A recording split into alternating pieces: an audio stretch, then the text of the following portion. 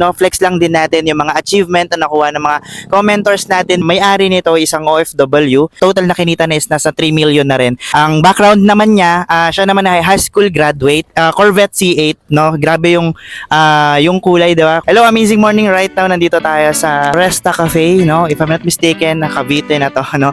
So sa Villar City. So ngayon kaya tayo nag-video, no? Flex lang din natin yung mga achievement na nakuha ng mga commentors natin dito, mga business partners natin na ginagawa din yung business na I Am Worldwide. So una dito meron tayong BMW Z4.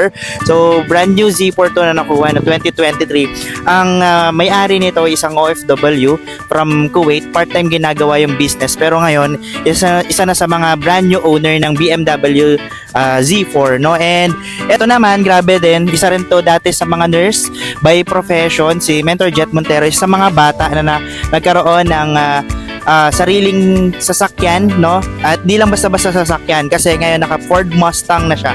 Grabe, no? Kasi dating nurse to, no? Pero ngayon si Mentor Jet talagang 3 million total na kinita na is nasa 3 million na rin. Ito naman, grabe to, Corvette C8, no? Grabe yung kulay, di ba? Kumbaga pag unang tingin mo pa lang talagang mapapatingin ka, no? Ito yung Corvette C8.